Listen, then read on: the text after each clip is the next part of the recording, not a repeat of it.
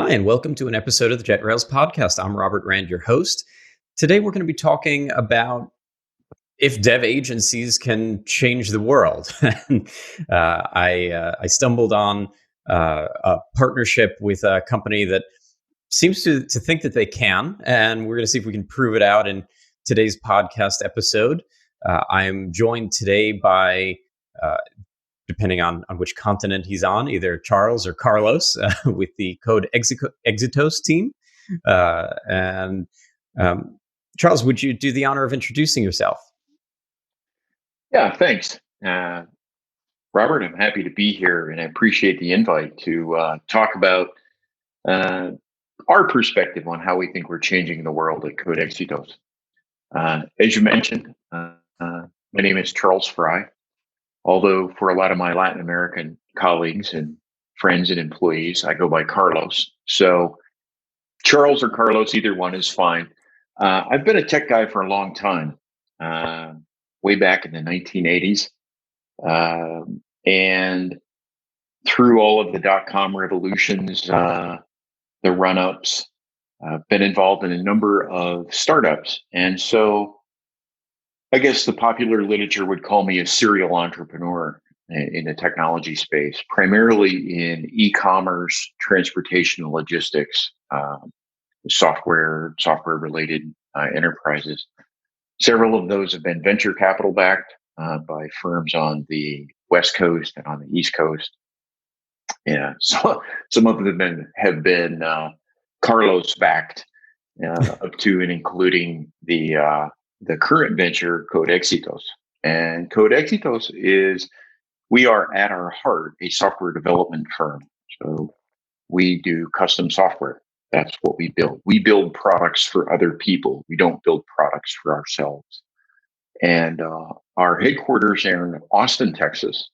But our dev center, that we refer to as our Spark Center, is in San Pedro Sula, Honduras. And the reason it's in Honduras has a lot to do with what I want to achieve and accomplish with Code Exitos at this point in my career, which I hope is sort of the sunset of my career. I think I'm swearing off any more startups. No one ever believes me when they hear me say that. But Well, in luckily, you're any not case, being recorded, so if anything changes, no one will be able to yeah, prove that's it. right. Who would know? Who would know?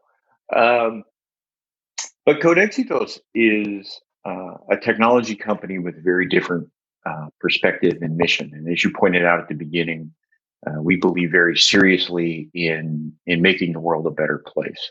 And so I think that's probably what you want to talk about more than any historical fact of mine or technology related issue.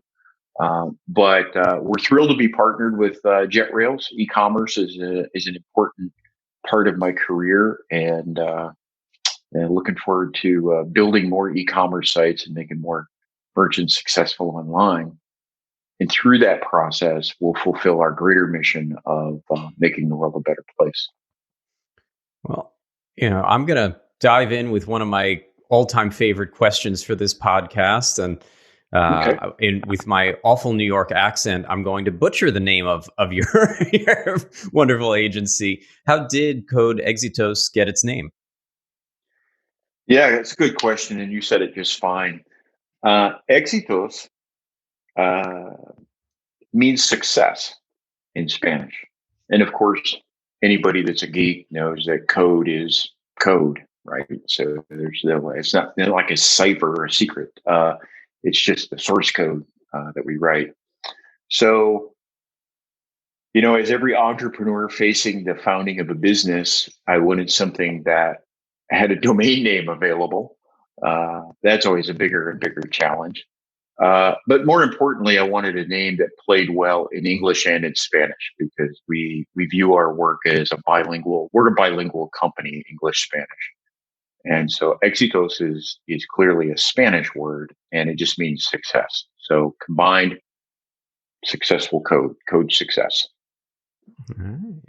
So, when I first heard the name Exitos, I didn't have the literal translation stored in the back of my head from high school Espanol.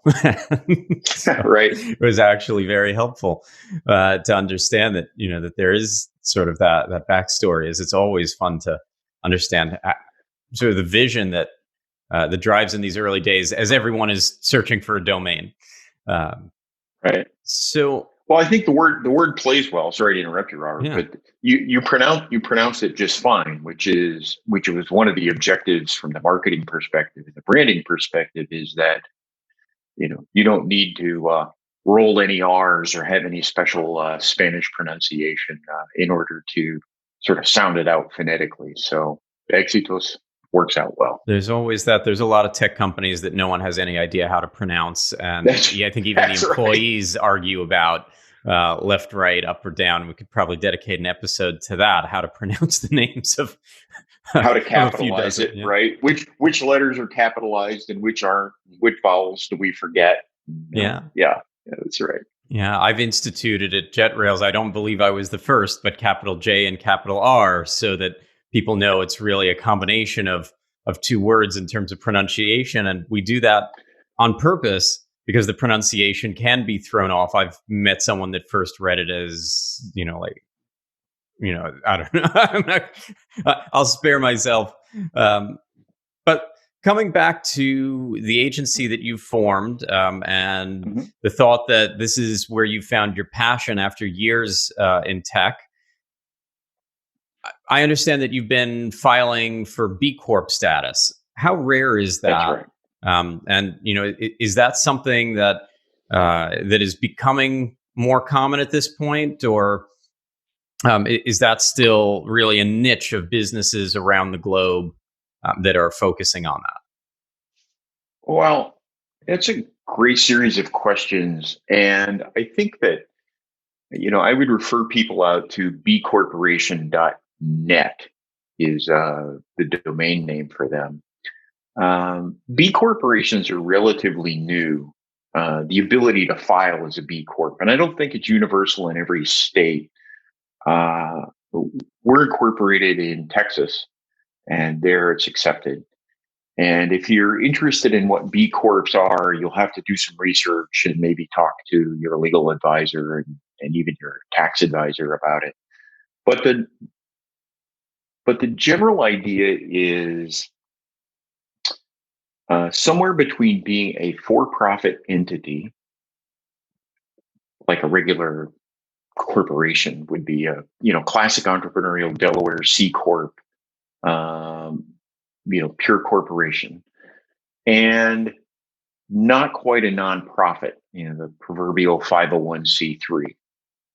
I evaluated a lot of different options, really all the options that are available for the incorporation. And my reason for electing a B Corp may not be the same as what other people who have elected B Corp status use it for. But I'd be happy to tell you about what it means to us and why we elected to do it. If Yeah, you'd like no, to hear more about that, absolutely. okay, sure. So it gets into a little bit of legal hair splitting, but from a purely legal perspective, a corporation is, and sometimes the law even thinks of a corporation as almost like it were a human being or a literal entity in and of itself. Uh, as a corporation, the only obligation of the people who are shareholder or who are operating that business is to maximize the financial return for shareholders. That's really their only legal obligation. Well, and not to break any laws while they do it. Although we have some Hopefully. sterling examples of bad actors, right? Um, but there is this very, very tried and true body of case law that says the decisions that a corporation makes are prioritized for shareholder return, nothing more. And then we have on the other end of the spectrum, we have nonprofits, which while they can take in money and even generate a profit from their income, if they have any operating income, it's okay to generate what we would think of as an accounting profit. But those assets that are accumulated by a nonprofit don't really belong to anyone. They belong to the public at large. So you can't. There are certain things you can and can't do with 501c3s that are fairly restrictive from what I wanted to accomplish. No $1 million bonuses. No, believe it or not, there are people that do that. But Yeah. Yeah, if you look into the world of nonprofits, you see some that look very they look very profity. They look very profity. Yeah, that's right. It's good to be the guy in charge or the gal in charge, I suppose. So what we wanted was we wanted to have a mechanism that prevented, more than anything, that prevented our culture and our mission from ever being at risk of being corrupted for a purely profit motive. Now, I mentioned in the preamble that I've done a lot of startups, and some of them have been venture-backed startups, and that's great. No complaints about the people who do, private investing or venture capital or even private equity. But when financial interests take over, I've seen and I've been involved in the corruption, frankly, of the mission, vision, and values that the startup was originally launched with. And I think most entrepreneurs believe they're changing the world in some way or another. We wouldn't put up with all the things that we put up with and all the risks that we take. But let's face it, if your primary equity holders come in and say, "Hey, we've decided to do," we're merging the company with company X over here, and it's the evil empire in your belief system. Money rules in the corporate structure. The golden rule means he with the gold rules. With the B-Corp, our public benefit mission is baked into our corporate charter and can't be separated from the charter of the corporation overall. So it is very much a legal heat shield from it forces whoever the owners are to consider the public benefit with equal weight of the fiduciary benefit to shareholders. And with the B Corporation, the courts support that. So that's the legal reason for inserting that into your founding documents, is to say no successor, no investor can trump that public benefit by using the axiom of, or the legal standing of, no, I'm maximizing shareholder value, and that takes precedent. I hope that was clear. I'm not a legal expert on this. I think so. And, from my research into the topic, I mean, they're very well-known companies in certain circles these days, ranging from Patagonia to Allbirds, Bombas, that are well-known, and that Ben and Jerry's. Yeah. Well, and Ben and Jerry's is an interesting example because I believe they're owned by maybe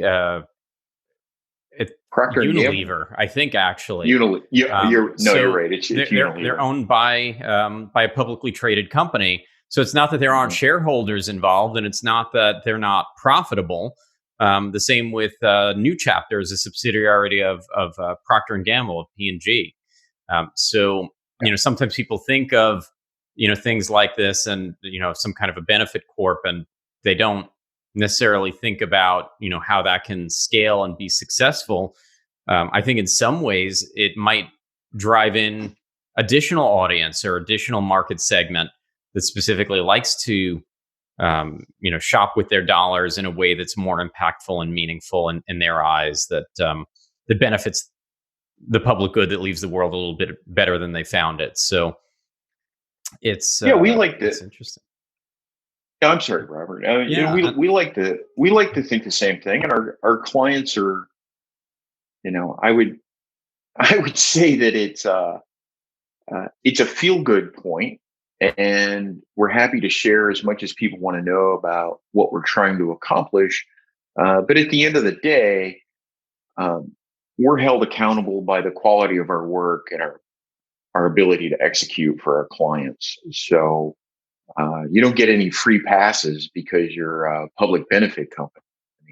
But it does make clear in everyone's mind, including our own, uh, what our ultimate mission really is with the work that we do and how we go about doing our work. And stepping away for a second from the nature Mhm. of the corporation as an individual company. So, there are a lot of agencies out there. I imagine through the years you've worked with many and interviewed many for different projects and such. What makes Code Exitos different? What are the particular specialties, and how have you narrowed in a way that allows you to really perform, to live up to your goals of not just maybe being a company for the better, but producing in a way that is going to keep up satisfaction from a form of stakeholder, from your clientele, from the public? Okay. Yeah. So great question. I kind of want to put it into two buckets, if you will. Sure. Um, the first bucket that I'll take a swing at is what makes us different, or what do we believe makes us different. And for us, setting aside the our someone could claim our moralistic view of bigger vision.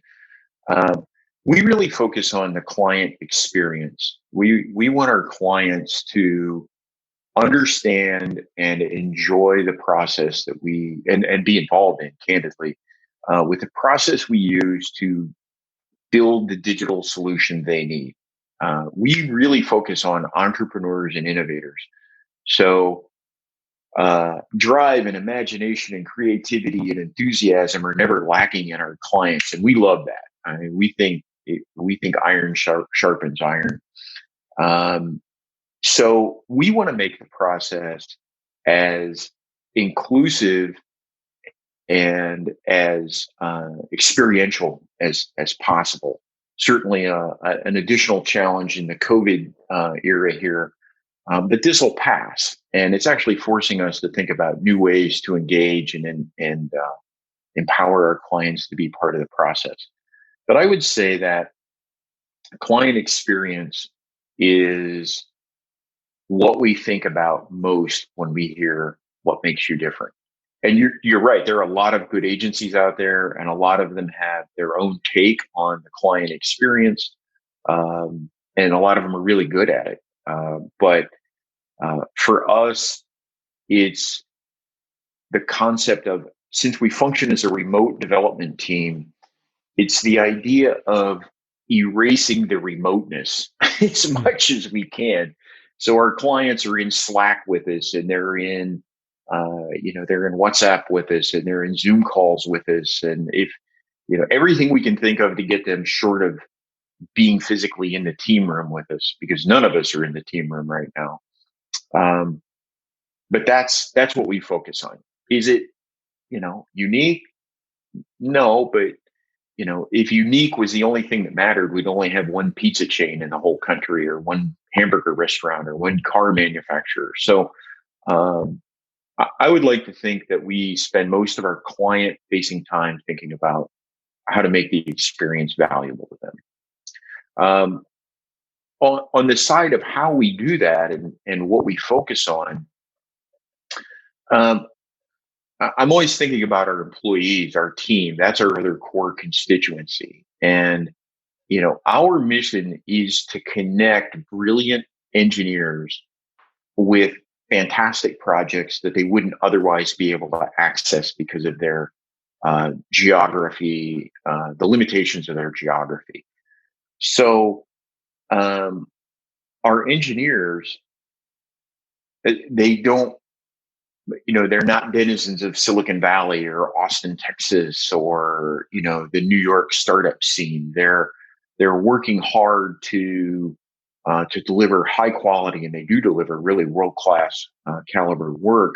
But it's through this remote construct. So we focus our development disciplines down into agile methodologies, um, fairly common frameworks and tool chains. We're consultants, so we show up and we use what's asked of us. But we really focus on best practices and constantly refining our best practices around things as simple as how to run a good stand up, how to keep our Jira board up to date and the backlog groomed, how to handle bug fixes, etc. Some really mechanical stuff. We focus mostly on JavaScript, uh, React Native, some of the JavaScript frameworks. That's really our space.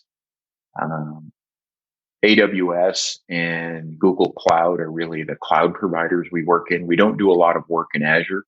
It's a great product, but it's more enterprise oriented than a lot of our entrepreneurial clients.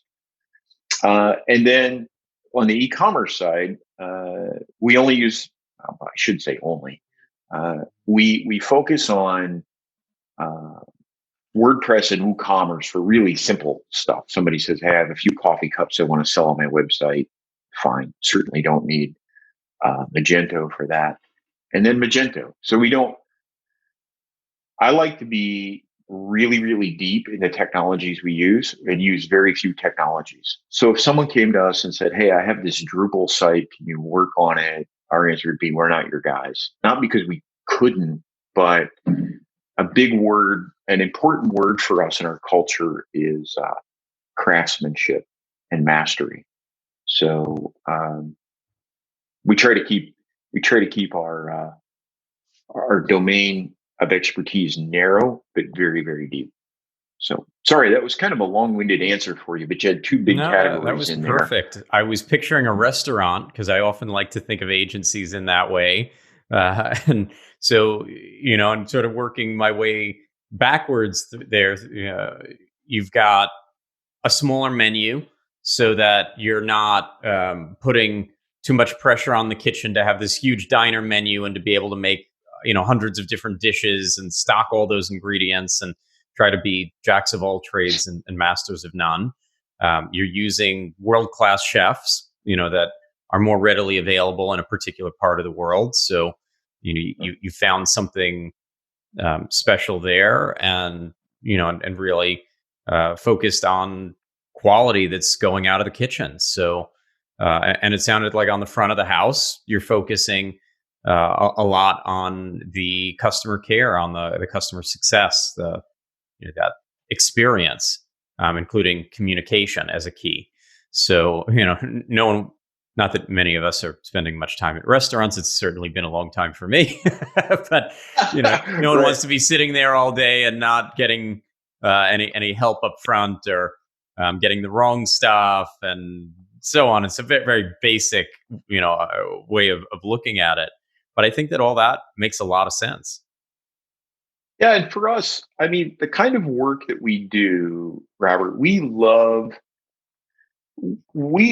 people who are deeply invested in the outcome of the software that needs to be built or launched, if it's in the case of an e-commerce site. So, over the course of my career, I've worked with global leaders in, like companies like Ford or John Deere or the Gap, or, I mean, really, really wonderful companies. But uh,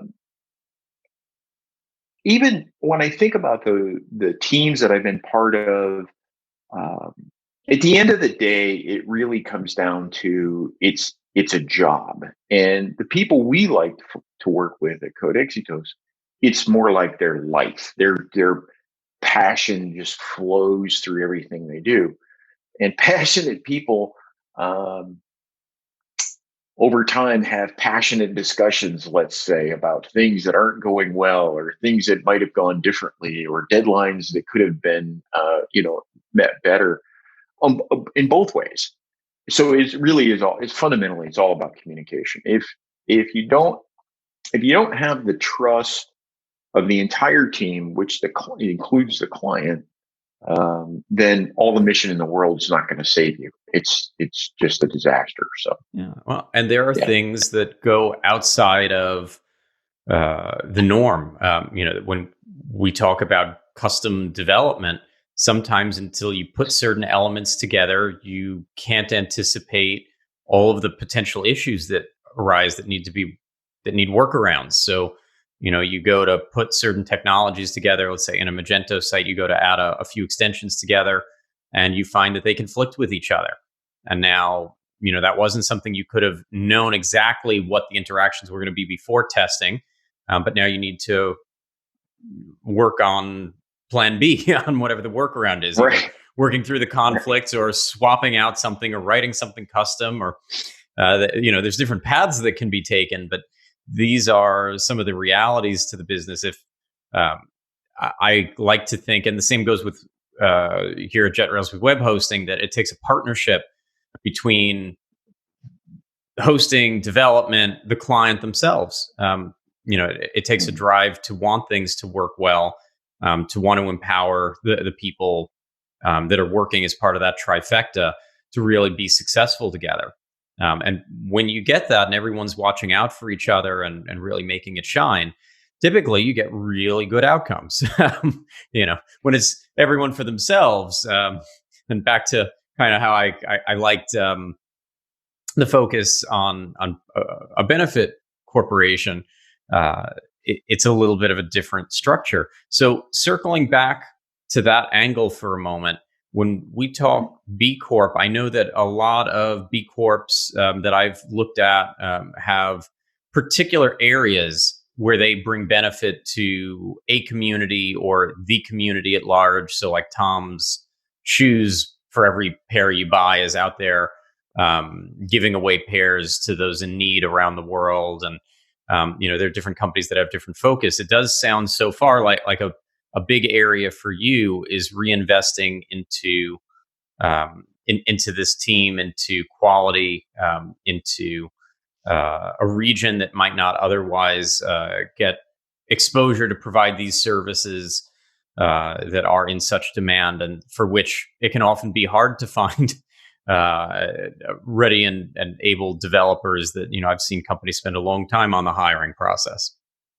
right.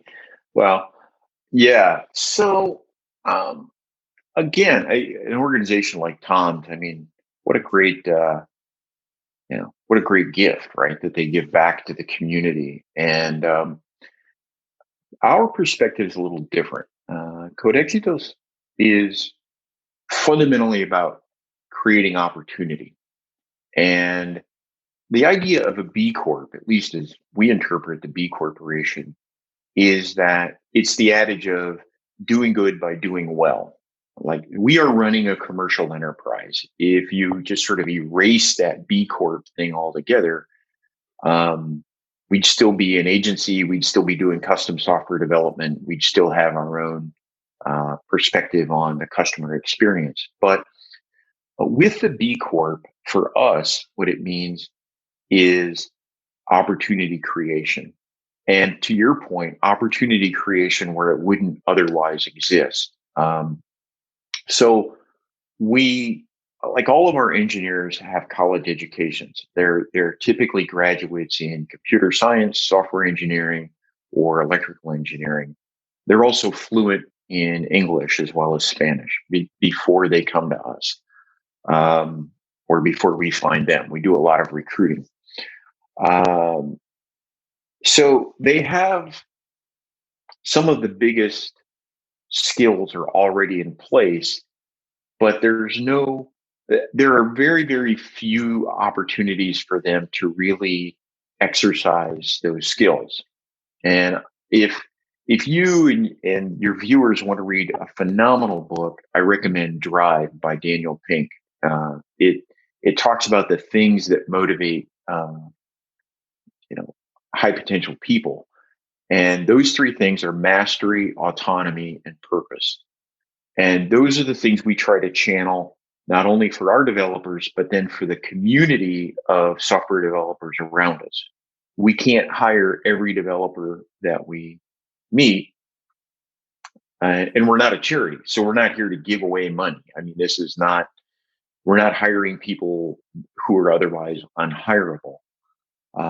So we do not only a lot of internal training on best practices and technology, and I bring in people from my career, 30 years of my career from all over the world. We just had an internal speaker who is a world leading consultant in agile methodologies. And actually, he spoke to our team about his experience in developing high performance software teams. So we do that kind of internal work, but then we turn it around and we do a lot of events in Honduras for all developers, whether they're, well, right now we're doing a lot of webinars. We call them Code Spark remotes. We have an annual conference that we put on called the Code Spark. And, it was last summer. Unfortunately, it's going to be canceled for this year. But I'll tell you a really cool story out of that if you should take just a minute here. So we put on this, it's like a little tech conference. It's a one-day tech conference at one of the leading universities in Honduras, Unitec. They're great partners for us. And we had a roster of speakers and a roster of workshops, and workshops like IoT, building IoT devices, and just great speakers. But the thing that I thought was really awesome, we had about 200 attendees, 250 attendees, something like that. It was really well attended. We had this random Facebook message about 10 days before the event. Our marketing team said, hey, we had this message from a school teacher who wanted to know if high school kids could attend. I'm like, yeah, sure. Why not? I mean, who are we to say no? If you're interested enough to invest your Saturday in a nerd event, you're our kind of people. Come on by. So, come on by. So, of course, this is an event of a couple hundred people, and I know you guys produce events, and the day of the event, you're all kind of keyed up, and it's like, hey, do we put the signs up? Do we have enough refreshments? All these things going through your mind. Are our speakers here?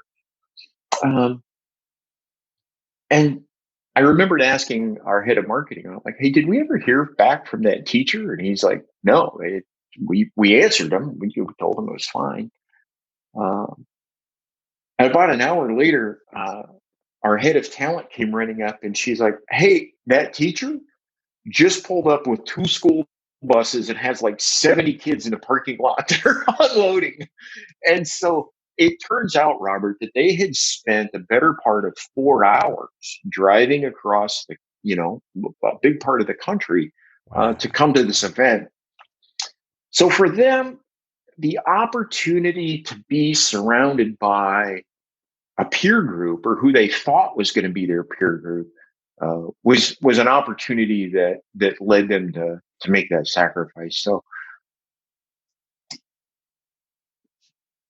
it's cool stuff like that happens, and it wouldn't happen otherwise. So, yeah, well, and maybe that made the world a little better that day. You don't always know how those sparks impact people, and that's I don't know, something like the butterfly effect or whatever. It's pretty cool to think about right. That it can be impactful. That's exactly right. And to take that all the way back then is, excuse me, why for me and my partner, Jackie, who's also my daughter, it was important for us when we started the company that there's never any chance for that to be erased. We don't think there's any reason that we would want to sell the company or bring in investors or whatever. But it doesn't matter because it can't be erased. It's baked into our corporate DNA. And we're pretty happy about that. And that's really, I think, how I interpreted the value of the B Corporation more than anything, is that it's an ever-present reminder to us to stick to the values that lead us to believe that somehow those butterfly effects are going to happen. And they will, and they have. And it's fun. And so at this point, you've been up and running for some time. Have you found sort of an ideal target audience for your go-to-market strategy? Have you found that there are particular types of organizations or size organizations that react really well to the value proposition that you bring to the table? Um, yeah, yeah, we have. Like I said, and maybe it's just my own pattern matching of birds of a feather, but for us, it's heavily invested entrepreneurs, not heavily invested financially, but we want, pardon me, we want the owner of the mission. We want a complementary passion partner. Um, so I'll take a company that I loved working with, John Deere. They're a fantastic company. There's I can't say anything bad about them. They're a global enterprise, quality people. I grew up on a farm, so I'm a farm boy, so I certainly get their market. Um, and they have an innovation group, and those are good people, and they work on some pretty cool stuff. But it's not their life. And so for us, the better fit tends to be, and in fact, it could be a startup that's investing their own money. It could be a startup that has some seed money or an A round. Um, but but that early stage company tends to be who we connect with the most. So we look to people like Techstars. We look at the incubators. We look at the supporting communities that help those entrepreneurs get up and running, and that's where we shine. Plus, given the fact that we function as a remote team and the pay scale, a quality wage and salary for our employees is substantially lower than what an Austin, Texas software developer would expect. Our billing rates are accessible.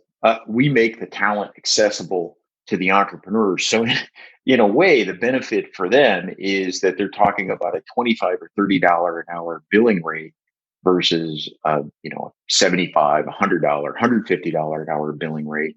So they win. They can do more with the resources they have, and they're working with people that are literally in the same time zone. In the case, if from Chicago, we have, and it'll take you about 4 or 5 hours on an airplane, and you could be in our office. From Austin, Texas, is about a 2.5 hour flight. I mean, it's really close. It's closer for someone in Austin or Houston and Dallas. It's closer for them to come to our office in Honduras than it is to go to an office in San Francisco. Hmm. So we like those people who have a high passion factor, and they're heavily invested emotionally, that they're like, heck yeah, we're gonna come to Honduras for a week of working together, and that's awesome. Or hey, you guys come up here for a few days and work with us, and we love that. It's a little harder to get that kind of traction at the enterprise level. Um, I Well, wouldn't and say no, but that it's yeah. also harder Go. sometimes to get certain buy-in. And I've always loved working with enterprise clients, but in some ways, SMB is sometimes more fulfilling. You can see the impact that you're having. You can have, whether they're on every call or not, you can have the top level stakeholders, ownership, what have you, really involved in decision making and really play a deeper role. When you deal with an enterprise, you're somewhere within the company, and their budgets and other things involved, and Mhm. sometimes the decision making process is just different, and that's okay. That doesn't mean that it doesn't take different size organizations to run the world as we know it, and but I can see where you could have some really great outcomes more toward the SMB or even mid-size. Yeah, it just fits us better. And I'm a hands-on guy. I'm in the team room. I work in the business every day.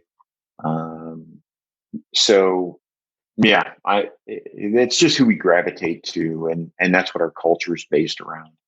Yeah, The I enterprise think, guys are great, but that's not really our swing yeah, zone. I think jet rails. It's interesting that there's a little bit, um, a slight, opposing direction that comes out of a similar way of thinking, because there's a lot of people that commoditize web hosting, and they look at it Mhm. as there's a phenomenal number of searches, whether you're talking about Google or Quora or wherever it may be, for cheap hosting, um, Yeah. for whatever it may be. uh, we're looking for folks that are growing a scale beyond that are looking for quality. They're looking for a team that will be behind them and have their back. And that's different. It's a much more hands-on service. It's a much more proactive service with dedicated account managers and regular check-ins and a long-term optimization and goals together. It's just a different animal. And while, yes, it's not physically difficult, I think, to provide the commoditized service, and there's a market for that. You have to figure out where are your passions as a company, and where do you excel, where are your resources going to have the best impact in the market. So Yeah, um, we're really excited to be working with you guys because you fill a critical gap in the market, uh, particularly for the kind of clients we have. In that, um, you're not the commodity service, and none of our clients come to us, even if they're startups. And we have a couple of these with you right now. They haven't launched their commerce platforms yet.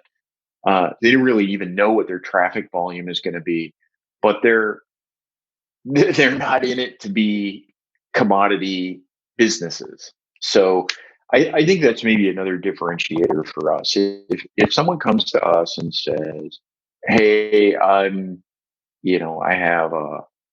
have a muffler shop in small town America, and I just want to sell mufflers online to people in my community." Of course, this is a farcical example. Um, they're probably not going to be willing to make the investment in time, energy, and money to scale. We like clients who come to us and say, "I have this huge idea. I'm fired with passion for the idea, and I need it to scale. And you're going to help me build it, and we're going to scale it."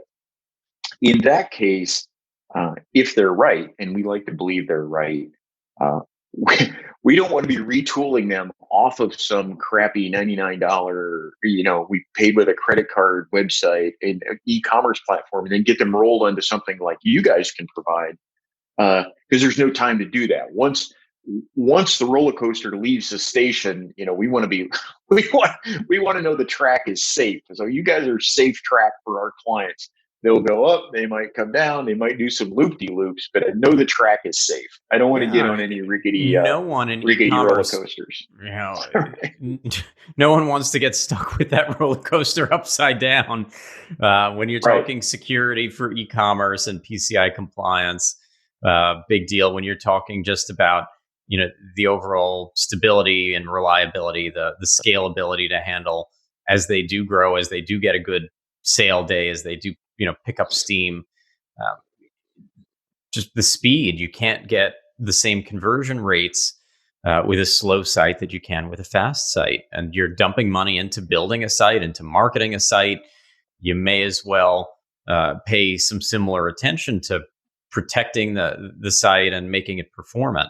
So we find that there's a lot of that. And it's not necessarily that a team like JetRails is going to come out to be more expensive in the long run. In some cases, either our services are going to pay for themselves, or depending on what you were paying elsewhere, because we optimize better, we may be able to do a lot more with less server or hosting resource, whether dedicated servers or in the cloud or whatever it may be.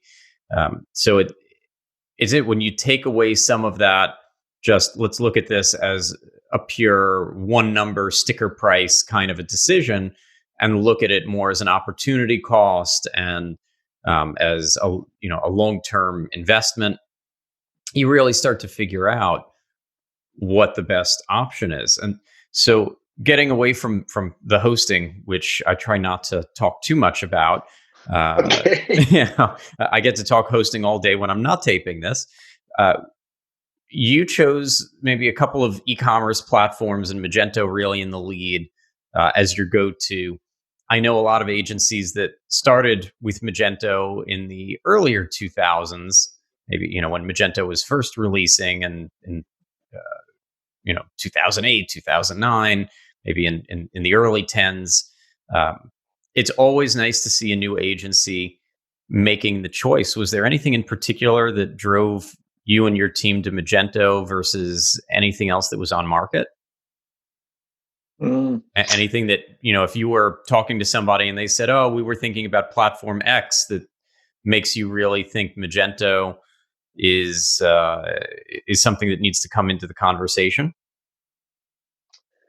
well, we love open source. We love the fact that there's a big open source community out there. Although, the weirdness of Magento 1 and Magento 2 doesn't, you know, well, that's just weirdness that's behind us now. Um, no, I don't think so, Robert. Look, I get it. People can use other platforms. They could probably have, you know, comparable results with other platforms. For us, it came down to uh, a comfort level, the understanding that we could open it up if we needed to and get inside and work around. Although we try not to do that because of our clients. Our clients benefit from overall cost of ownership, which is what you were talking about. So, years in this industry has taught me that complexity, you don't introduce complexity lightly. So, monkeying with the core code, that kind of Technical stuff. debt. Yeah. Technical debt. Yeah, I have a whole white paper on technical debt and lots of opinions on it. But no, Magento is it's a great platform. It's a solid platform. It's been out there. There are a lot of, like I said, it's a big community. It's well supported. So, um, I spent a we weren't long around time. in the early 2000s, so we had to Yeah. pick something. Yeah, I've told people for many, many, many years that I always looked at Magento as the platform of yes, yes, we can do that. There's an extension for it already, or we can write an extension, or it's just out of the box with Magento where it's not with others, or there's an integration to some third-party SaaS solution for Magento that does that more elegantly, because you can interface on a higher level, and nobody wants to be replatforming under duress. About 100,000 Magento 1 sites right now, I think, would agree. Yeah, right, Yeah, right. but I know we're right here at that end of life, so I think we'll leave that bigger topic off for another time. But it's certainly interesting. So. Um, it's nice to see someone in the agency space going that B-Corp route. I don't know of any others that have. I did just see recently that a company that works in the e-commerce space called Sezzle, a tech company, um, Hmm. Hmm. was able to file as a B Corp, and they were excited to make that change within their organization, and that was exciting. So I wonder if you're among some of those early adopters, and we'll start to see more businesses within the e-commerce sector specifically go that route, knowing that it's a more forward thinking and faster moving industry than some that are just typically slow to adopt change. Um, Yeah. and I know that you mentioned you work with a few different kinds of platforms and types of work. What has driven you toward e-commerce? Obviously, there's always in recent years been demand for it. Anything in particular? Is it that's what the market is asking for? Well, it's primarily that, and it's for me, it's a particularly odd, deja vu moment. When the first venture backed company that I was part of, I was a founder and the chief technology officer of a company called Submit Order, and we built in Ohio. We built an e-commerce fulfillment company. So we had a lot of clients who were on the early days. This is the late 1990s. I mean, like you mentioned earlier about spelling names and domain names and stuff. I remember working with our marketing people. no one was sure how to write e-commerce. Like, was it 2 words? Was it hyphenated? Was it upper lower case? Like, there was literally no standard. So I've been around the e-commerce world since no joke, since we invented the word e-commerce. You mean we And don't write it out as electronic commerce? That's not how the standard that we stuck with? well, I think you want to do HTTP:// electronic commerce now. Yeah, it's a really old joke. Probably a bad dad joke there for me. But um, so then I got into more of the supply chain, transportation, logistics world, as e-commerce seemed to be like everybody settled down. If you were a thoughtful merchant, you had a multi-channel merchant strategy and you did all the right things. And okay.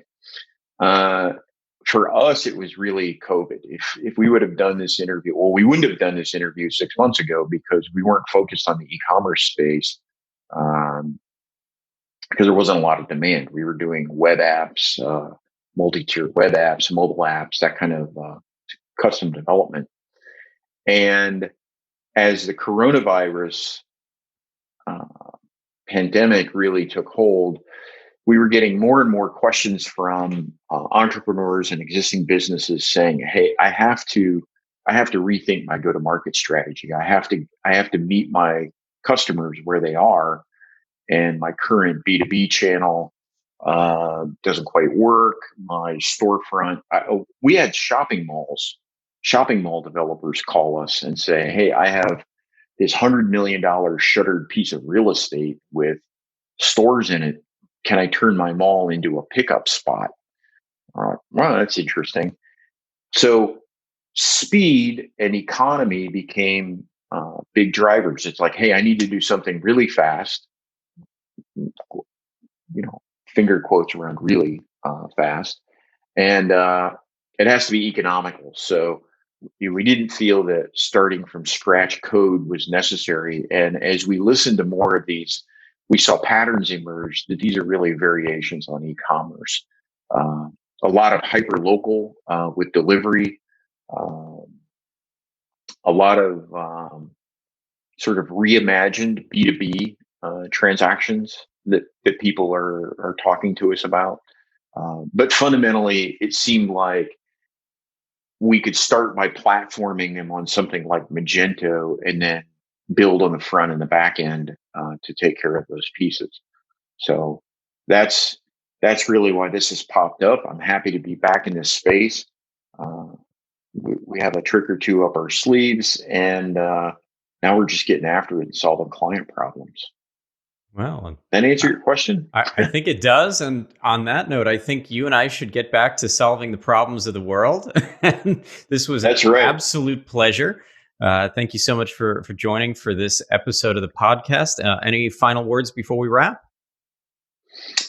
No, I hope I added more value than volume. And any entrepreneurs out there, or really anybody that wants to contact me, feel free to give them my contact information. We can talk about, within reason, anything that interests them that we might have touched on here, and even some other aspects of our business if they're curious about it. But we wish everybody, the best of success with their business, and stay healthy. And we'll all see how these interesting times changes. And one final comment is we often say to people, muchos éxitos, which is sort of like best of success, great success to you. I like it. Thanks for your time, Robert. I appreciate it. Absolutely. And, thank you. And to our listeners, as always, thanks for really hanging with Jet Rails. Yeah. We wish everyone listening much success here from the Jet Rails podcast as well. If you have questions, if you have thoughts, you can find us at jetrails.com or at jetrails across social media, including LinkedIn, Twitter, and Facebook. We love to hear from you, and hope that you continue to do well. Happy selling.